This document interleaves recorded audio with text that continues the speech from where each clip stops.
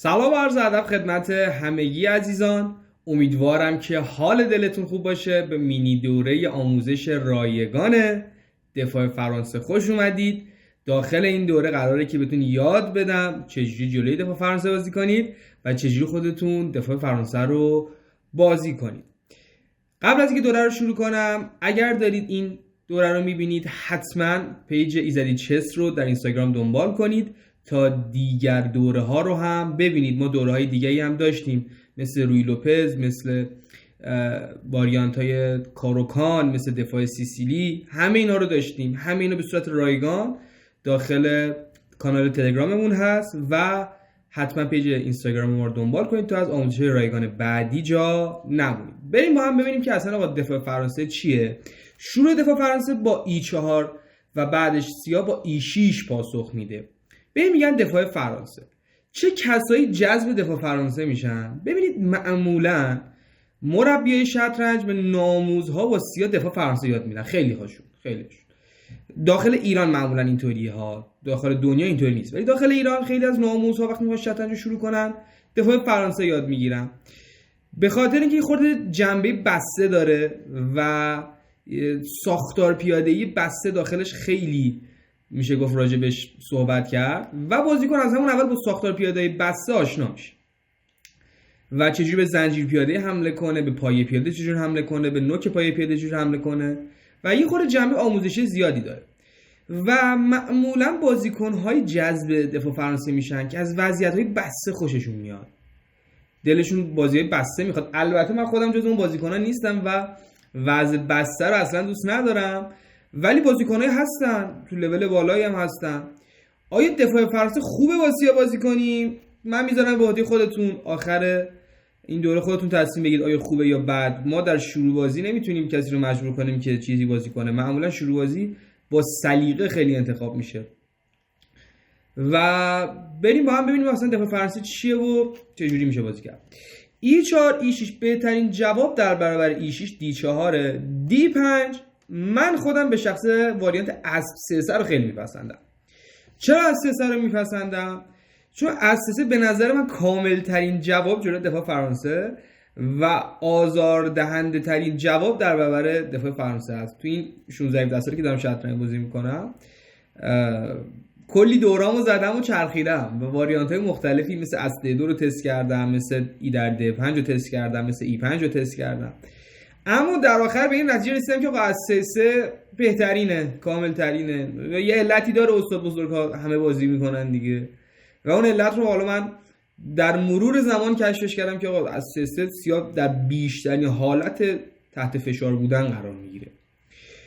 بعد از اینکه در 3 حالا سوال اینجا پیش میاد، آقا آیا دفاع فرانسه یک واریانت تسلیم مرکزه یا مرکز گراست؟ خب توی ویدیوهای قبلی توضیح دادیم دیگه. تسلیم مرکز یعنی هیچ پیاده در مرکز نداشته باشه. مرکز گر یعنی که آقا در مرکز پیاده داشته باشه. هم جواب سوال بله است هم خیر. مثلا اگر سیاه اینجا د در E4 بزنه مرکز رو تسلیم میکنه، ولی اگر مثلا بیاد اسب 6 یا فیل B4 کنه مرکز تسلیم نمیکنه. جوابای زیادی در اینجا داریم. فیل B4 داریم، د در E4 داریم، اسب F6 داریم، C5 هم داریم. اما C5 خیلی من توصیهش نمی‌کنم که وارد پیاده منفرد بشید، به خاطر اینکه خب اسب از C3 گسترش پیدا کرده. مثلا اگر اسب از D2 گسترش پیدا می‌کرد C5 گزینه خیلی خوبی بود، ولی چون از C3 گسترش پیدا کرده دیگه C5 اون گزینه عالی نیستش که می‌خوایم. امسال مثلا در مچ قهرمانی جهان اسب F6 بازی شد. اسب F6 به نظر من اینجا واریانت خوبیه. اینکه خب حالا دینگلیرن هم میاد یه واریانتی رو انتخاب میکنه که محکم باشه، به نظر من از F6 بهترین جواب ممکنه. فیل B4 در ایران طرفدارای بیشتری داره. شما داخل ایران که بازی میکنید تقریبا اکثرا همه فیل B4 بازن. همه که نگیم مثلا 80-70% شطرنج بازای ایرانی دفاع فرانسه بازی میکنن انتخابشون فیل B4. نمیدونم چرا، چون فیل B4 واقعا اون وضعیت دلچسب رو به شما نمیده. ولی مثلا اسب F6 باز گزینه‌ای که مثلا قابل تحمل تره. بعد از اسب F6 فیل J5 چند تا جواب وجود داره. یکی فیل E7، یکی فیل B4. با هم جفتش رو ببینیم. بعد از انجام من خودم قدیم فیل B4 بازی می‌کردم. من خودم هم 3 سال اولی که شطرنج شروع کردم دفاع فرانسه باز بودم، 3 یا 4 سال اول. بعد فرانسه رو گذاشتم کنار و رفتم سراغ سیسیلی و بعد سیسیلی گذاشتم کنار و حالا که دیگه در خدمت شماییم و E5 بازی میکنیم. اما بعد از حرکت مثلا فیل B4 رو زدم، خودم خیلی فیل B4 بازی میکنم. یه خورده فیل B4 میخواد بازی رو هارد کنه، اما به نفع سیا نیست این هارد بودن. E5 H6 مسلما فیل رو ما نباید بزنیم توی اسب، خوب نیستش، چون با پیاده میزنه و چیز جالبی از توش در نمیاد. یا مثلا نمیتونیم با پیاده برگردیم بزنیم توی F6، میزنه توی J5 و بعد بزنیم توی J7 رخ J8 میکنه، وزیر H5 هم وزیر F6 میکنه، اتفاق خاصی نمیفته، فقط برتری دو فیل تو از دست میدید. فیل E3 و بعد از برگشت فیل به خانه E3 چند تا گزینه داریم. فیل D2 داریم، فیل C1 داریم، فیل E3 داریم. بهترین گزینه فیل E3 است. فیل E3 واقعا میتونه سیاه رو تحت فشار خیلی شدیدی قرار بده. از E4 و حرکت شوکه کننده وزیر J4 در اینجا.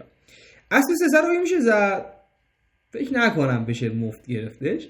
چرا؟ چون مثلا اگر شما اینجا از سر 3 بزنی وزیر در J7 میخورید، رخ F8 و آ3، فیل بر A5 و فیل در H6 و یه وضعیت واقعا اسفناکی گریبانگیر سیاه میشه. یه دونه سوار عقبیم ولی داریم مات میشی، یعنی تقریبا یکی دو پیاده برتری ما. همینجوری اچ هم تا برونم بره فکر نمی‌کنم کار خاصی بشه کرد. پس یعنی این گزینه‌ها اصلا گزینه‌های خوبی نیست. یعنی حتی شما مثلا به جای اسف سه اینجا داری فیلم بزنی، خب ولی ببین چقدر خوبی که حتی توصیه انجین اینجا برای اینکه اون فیلر هم ولش کن نزن. پس اینجا از سر اصلا گزینه جالبی نیست. یه گزینه دیگه که وجود داره J6 مثلا من توی مسابقات لیگ دسته کشور با یکی از بازیکن‌های خوب گورگانی داشتم بازی می‌کردم، J6 رو با هم بازی کرد. J6 فیل دس H5 دقیقاً همین وضعیت شد. اینجا من وزیر F3 کردم، به جای وزیر F3 مثلا گزینه وزیر D1 هم داریم.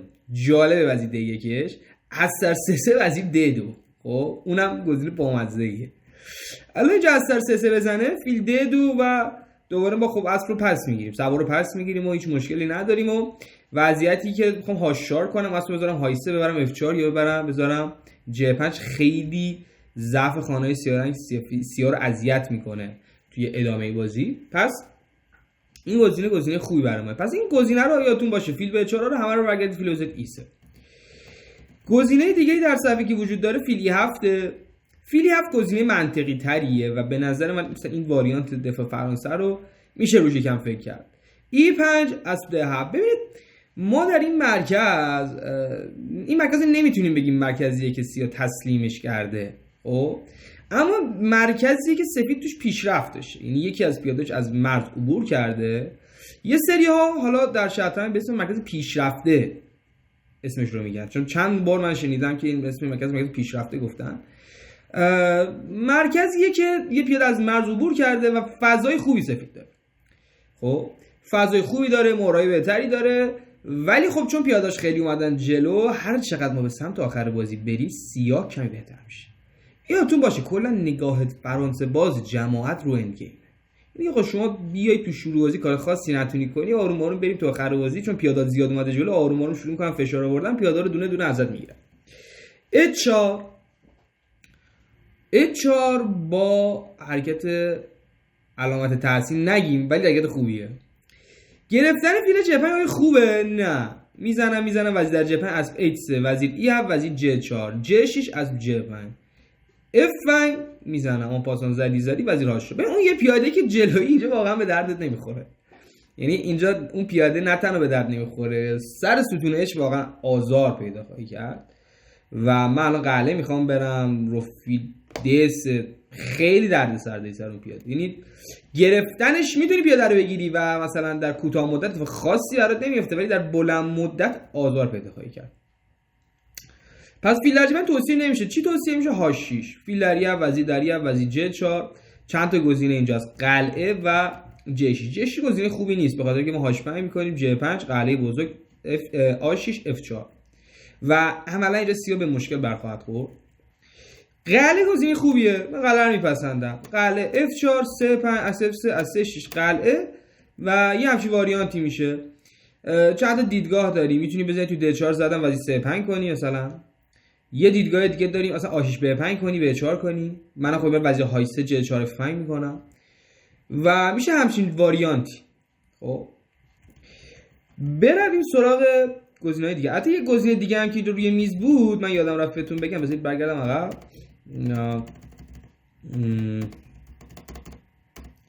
گزینه‌ای مثل F5 اونم جالبه، مثلا رو F5 میشه فکر کرد. گزینه F5 گزینه خوبیه و جالبه، نباید آن پاسان کنید. اون چیزی که ترک اینجی توصیه می‌کنم این واسه J6 کن، آن پاسان نکن. ولی آن پاسانش هم به نظر من بدک نمیاد. اینا قابل بررسی. خب بریم سراغ گزینه‌های دیگه. به غیر از F6 یه گزینه دیگه هست D4. D4 رو اکثرا بازیکن‌های سفید جلوش خود مشکل دارن. خیلی شاگرد من میگم آقا توی D4 مشکل داریم. مشکلشون هم به خاطر این نیست که مثلا سیاه میبره. موضوع اینه که چیزی گیر سفید خیلی نمیاد. یعنی تفکرشون بر اینه که چیزی گیر سفید خیلی نمیاد و من به نظرم اینطوری نیست. چیزایی گیر سفید میاد، مثلا مرکز خوب، سوارای بهتر و این دیگه هنر شماست بتونی از حریف اشتباه بگیری و اونو ببری. ببین از شروع بازی ما نباید انتظار برد داشته باشیم. یه سری مثلا انتظار داشته که ما تو شروع بازی ببریم. خب تو شروع بازی اگر حریف درست بازی کنه که شما نمیتونی ببری. خب موضوع اینه که اگر سفیدی در شروع بازی یه برتری خوب داره 70 180 100 یه پیاده، این خیلی خوبه. خب اگر سیاهی بتونی 0 در یا حتی بتونی مثلا چند اپسیلون برتری بگیری. خب حالا اگر اشتباه کرد تو شروع بازی و با خوب که دیگه اون مشکل خودشه. اگر نکرد ما باید درست بازی کنیم. از در E4 سه تا جواب اینجا وجود داره. اسب F6، اسب D7 و فیل D7. سه تا گزینه که بازی هم زیاد میشه. اسب F6 یه گزینه که به نظر من زیاد جذابیت نداره. چرا؟ چون میزنیم اسب F3 داریم فیل J5 میکنیم، H6 و فیل D3 قلعه میرم. من به نظرم اینجا سفید خیلی اوکیه. B3 فیل B2 دارم. حتی B3 فیل 2 خیلی توصیه نمیشه. مثلا فیل D3 فیل E3 وزیر D2 مثلا توصیه میشه یا وزیر E2 رخ A D1 توصیه میشه که معمولا هم حریف بر C5 میکنه. مثلا من اگر بخوام آینده این وضعیت رو بهتون بگم، به اعتقادم مثلا یه همچین آینده این برای ساخته میشه. فیل یا D3 C5 گزینه‌ای که اینجا داره، یعنی یا حتی مثلا اگه میخواید C5 جلوگیری کنید فیل E3 هم میتونه جالب باشه. من خودم خیلی با خیلی فیل E3 میکنم. ولی فیل D3 معمولا لاین 1. فیل D3 اگر 3-5 شد اینجا اصلا میشه زد، میشه فیل E3 کرد. مثلا از D7 بعد حرکت قلعه و حالا مثلا فیل E7 بعد C3 بعد حرکت قلعه وزیر E2 و B6 رخ A D1 فیل B7 و حالا مثلا D3 و مثلا فیل در 3 و فیل در 3 و اسب در 3. یه همچین شکلی پیدا میکنه بازی. خب معمولا خب که ببینید در همین وضعیت ما الان یک وضعیت نامتقارن رو داریم. ما الان 4-3 سیاه رو در جنوب شاه داریم، 3-2 سفید رو در جنوب وزیر داریم. همینو که خیلی فکر میکنن این متعادل و مساویه، این نی. این داستانه. اینو شما اگر کتاب ساختار پیاده موریسیو فدروس خونده باشید، یکی از فصول آخر در رابطه با ساختار 4-3-3-2 که این بازی الان متقارنی، قراره تاش متعادل بشه مساوی بلند شید. این بازی معمولا برخلاف که من فکر می‌کنم خیلی مساویه، یه طرف میبره تو این تیم. خیلی خوب، این از این واریانت. بریم عقب. واریانت دیگری که مثلا بخوایم با شما بررسی کنیم واریانت اسب D7. اسب D7 اسب F3 اسب F6 گزینه باز نسبتا بهتری. من اینو بخورم گلوم نگیره، ببخشید. گزینه بهتریه. اسب در F6 اسب در F6 داره C5 میکنه فیل E3. من خودم اینجا فیل E3 میکنم جلو C5 رو بگیرم. ببینید اگر ما ساختار پیاده خونده باشیم میدونیم این ساختار کاروکانه. خب ما به ساختار کاروکان فصل 3 کتاب موریسیو فدروس رسیدیم و ایده های سیاه اینجا C5 و E5. این سیاه باید بتواند C5 و E5 کند تا بازی رو متعادل سازد. سیاه اینجا بهتر نیست. سیاه اینجا یه خورده بدتره. چقدر بدتره؟ در حد 40 ثانیه. خب 50 ثانیه.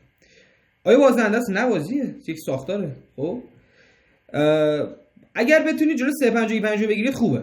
یعنی اگر ایده های شما داشته که جلو C5 و E5 رو بگیرید در این وضعیت، سیاه رو به دردسر میندازید. فیل E7 فیل E2 قلعه C4 B6 قلعه فیل B7 اسب E5. استاد آیا میشه بعد C5 رو همیشه کنترل کرد؟ چون خیلی بچه‌ها از من میپرسن استاد میشه کاری که C5 نکنه؟ نه خیلی اوقات نمیشه. خب خیلی اوقات نمیشه جلو C5 رو گرفت. اما بعد از خود C5 ما دوباره به ساختار 4-3 علیه 3-2 میرسیم. بچه این ساختار بسیار پرکاربردی در اکثر شروع‌های مختلف ما 4-3-3-2 رو داریم که باید خونده بشه، باید بدونید چجوری بازی کنید. یه چیزی که من میبینم خیلی مطرح میکنن، میگن 3-2 بهتر از 4-3 است. این جمله بچا غلطه، این جمله درست نیست. این فکت ما نمیتونیم در همه وضعیت‌ها بگیم 3-2 بهتر از 4-3 است. در شروع و وسط 4-3 گزینه خیلی بهتری توی صفحه، به خاطر اون تهاجمی که با پیاده ای و اف میشه راه انداخت خیلی بهتره. خب در آخر بازی 3-2 گزینه بهتری. نمیشه کامل گفت 3-2 بهتر، چون من میبینم خیلی از اساتید میگن یا 3-2 بهتره، ولی این حرف درست نیست. ما در جاهای مختلف موضوعات مختلفی داریم. بعد از 3-3 گزینه دیگه ای رو بخوایم بررسی کنیم، در ای 4 از در ای 4 فیل ده 7. اینم یه گزینه بود که من قدیم خودم بازی می‌کردم. سیاه میاد از شر فیل 3-8 که بدترین فیل دفاع فرانسه است خلاص میشه. اسب F3 فیل 3-6 فیل D3 اسب F قلعه اسب F6 اسب F3 اسب F3 اسب F5. من اسب F5 خیلی دوست دارم، با اینکه لاین 1 نیست، مثلا اینجا 3-3 میکنن، لاین 3 است. خب اگر اشتباه نکنم یا فیل E3 است. خب ولی من اسب F5 دوست دارم، خوشم میاد D4 خیلی اوقات میدم، اسب 3-6 به در 3-6. اینجا اعتقادم برای اینکه خب مثلا یه پیاده که عقبم جبران کافی دارم، وزیر F3 میکنم گیر میدم به 3-6 3-3 داره، میتونید بدید ببینید. ولی اگر خوشتون نمیاد از اینکه پیاده بدید، اینجا حرکت درست حرکت فیل E3 یا حرکت 3-3 است. خب 3-3 بهترین. خب 3-3 گزینه خوبیه. بعد حالا بریم اسب 5 کنیم. حالا مشکل هم تو این چیه؟ مشکل هم اینه که خب فیل تو F3 داره بزنه اینجا برامون. فیل تو F3 وزیر تو F3 مثلا 3-6 کنه یا وزیر D5 کنه. معمولا وزیر D5 گزینه جالب تریه، خیلی به سمت تعادل میره. اگر میخواید تعادل نشه اسب 5 کنید پیاده رو بدید، ولی در ازاش ساختار خراب سیاه تو جناح وزیر میتونه کار دستش بده. برگردیم عقب، بریم سراغ واریانت فیل B4 که خیلی بازی میکنن، واریانت وینوه. فیل B4 E5 C5 A3 فیل در 3-3 ب در 3-3 اسب E7 A4. ببینید من اینجا ما دو تا دیدگاه داریم برای سیاه. دیدگاه اولی که آقا بیاد وزیر بذاره A5، شما فیل بذاری D2، وزیر بذاره A4، که میگه آقا اون فیل 3 که تو نیاد تو قطر A3 F8 پوست کله سیاه رو بکنه. خب چون ببین اینجای بازی سیاه فیل F8 شو داده، فیل F8 فیل مهمیه. خب در اکثر خانواده های دفاع فرانسه ما میبینیم فیل F8 فیل مهمیه، فیل دفاع کننده است، فیل مهاجمه و اومده اون فیل رفته بیرون از این داستان. حالا اگر فیل شما بتونه به تو خط بشینه واقعا پوست سیاه رو میکنه، اصلا سیاه نمیتونه راحتی بگذره از این داستان. پس یه گزینه اینه که کلا بیاد تو این داستان، مثلا حتی این گزینه با فیل D7 فیل اینجا هم خیلی اوقات میشه جواب داد. یه گزینه اسب 7 که آقا کلا ولش کن فیل بیاد بشینه، خیلی اسب 7 میکنن. A4 وزیر 3-7 اسب F3 اینجا B6 گزینه دیگه داره، مثلا اسب 26 هم داره. بعد خب بهترین گزینه‌اش همون اسب 26 ولی من تو یکی از مسابقاتم با هم خودم B6 بازی شد. B6 جالب بود، میخواد فیل 3-6 بره تو A6 تعویض کنه با فیل بعد شما، فیل بعدش با فیل خوب شما. ببخشید فیل F1 فیل خوبیه، فیل 3-8 فیل بدیه، میخواد این تا فیل با هم تعویض کنه. معمولا میشه با فیل B5 جلوی این تعویض رو گرفت، یعنی فیل بذاری B5 کیش از 3 فیل بگید عقب. قلعه C4 فیل E2. یک ساختار دفاع فرانسه، اگر شما کتاب دور من رجوع میکنم به کتاب موریسیو فلورس، 3 ساختار برای دفاع فرانسه موریسیو اومده ترسیم کرده که یکی از ساختارهاش همینه در رابطه با دفاع فرانسه. یک ساختار بسته. دفاع فرانسه بود عاشق اینن، از این خوششون میاد. خب این مثلا دقیقاً یکی از بازی خودمه. F6 که تعریفم رخ E1 کردم، از G6 رو فیل F1 کردم، مرکز رو حفظ کردم و آروم آروم اپسیلونی اینجا من بهتر شدم. یه وضعیتی که شما میبینید سیاه آروم آروم اینجا به خاطر فیلهاش خوبه، فیلش هم رسونده به خانه D6، یعنی همون قطر ضعیفی که ما داریم میگیم که اون فیل رفته بیرون و باید بری اذیت کنی، نمیتونی وایسی. تم دیگری که داره به نظر من تم خوبترش اینه که از بزن 3-6 فیل A3 بزن تو D4 زنگ تو D4 وزیر A5 وزیر D2 و فیل D7 فیل D3 اسب A5 رخ B1 B6 و یک وضعیتی که من سیاه رو ترجیح نمیدم، سفید بیشتر ترجیح میدم، اما فرانسه دوست ها اینجا سیاه رو بیشتر ترجیح میدن. یعنی شما اگر فرانسه باز باشی و چند سال فرانسه بازی کنی احتمالی که اینجا بگی سیاه بهتره هست، ولی خب سیاه بهتر نیست. یعنی اگر واقعا عادل باشی و با عدالت این وضعیت رو بررسی کنی ببینی سفید خیلی گزینه‌های بهتری روی میز داره، مثلا فیل A3 که تو خط اجازه قلعه رفتن به شما نمیده و من دیدگاه فرانسه باز رو خیلی وقت میفهمم، چون خودم فرانسه باز بودم. مثلا این یه چند تا فرانسه بودم این خیلی خوبه بررسی، من این دوستش دارم، ولی واقعیت که این بررسی‌ها خیلی تاپ هم، گزینه تاپی هم نی همچین. سفید خیلی بهتر اینجا به نظر من به خاطر فیلاسه. اما خب فرانسه باز رو دوستش دارم، یعنی به نظرم بهترین گزینه روی میزه جلوی این واریانت. گزینه دیگه که بهتون گفتم حرکت وزیر آ5. بازیکن که اگر باهاتون اومد وزیر آ5 بازی کرد نترسید، فیل د2 وزیر آ4 بازی کرد. گزینه جالب روی میز داریم. مثلا من یه گزینه بازی کنم خیلی قشنگ هاشاره. استاد زد تو د4 چی؟ د4 مفت میتونه بگیره؟ نه د4 مفت نمیتونه بگیره عزیزم، وزیر ج4 داری. به ج7 و د4 حمله می‌کنه. استاد اصلا هاشار برای چی؟ مثلا از c6 کرد چی؟ به خاطر h5. خب الان د4 چی؟ الان د4 نمیتونه مفت بگیره؟ نه داره د4 مفت نمیتونه بگیره، خاطر وزیر ج4 داره میگیره. چرا داریم h میرونیم استاد؟ h داریم میرونی که برسیم به h6 ضعف خانه‌های سیاه رنگ میگیری. استاد مگه یک گسترش عقب نمیافتیم؟ این سوالی که من هی بچه‌ها از من میپرسن، لطف دارن حالا به من دارید منو به من هی میگن استاد. و چرا داریم h میرونیم؟ اصلا هدف از h چیه؟ قراره که h6 کنم و حریف j6 کنه، همه پیاده هاش تو خونه سفید. خب و همه پیاده‌اش که من تا خانه میگم تو خونه سفید فیل سیاه رو نداره و ما فیل سیاه رو داریم. قرار ضعف خانه‌های تیر رنگ بگیره. یعنی اینجا فرصه که سیاه h6 کنه، اصلا بی خیال این که بخواد h6 نکنه اصلا مترکه. تیاره د4 هم ولش کنید، د4 برو نیست. رخ ب یکی از گزینه‌ای بود که من قدیم توی یکی از مسابقات مهمم بازی کردم، تدارک خودمه. حریف c4 کرد و بعد از c4 رخ هایسه. در دفاع فرانسه بچه‌ها به دلیل ماهیت بسته بودنش گسترش اهمیتی نداره. اینو بدونید، گسترش اولویت نداره. نگیم اهمیت نداره، اشاره گفتم اولویت نداره. یعنی آقا اولویت چیزهای دیگه است. یه مهره تو جای خوب قرار بگیری. یعنی اینجا قلم مهم نی. مثلا اینجا بعد از گزینه b6 من یادمه توی بازی خودم رخ گذاشتم f3، اسبش گذاشت e7، j4 کردم، فیلش گذاشت d7، فیل گذاشتم های3. بعد از فیل های3 رفتش رخ گذاشت f8، از e2 قلعه بزرگ j5.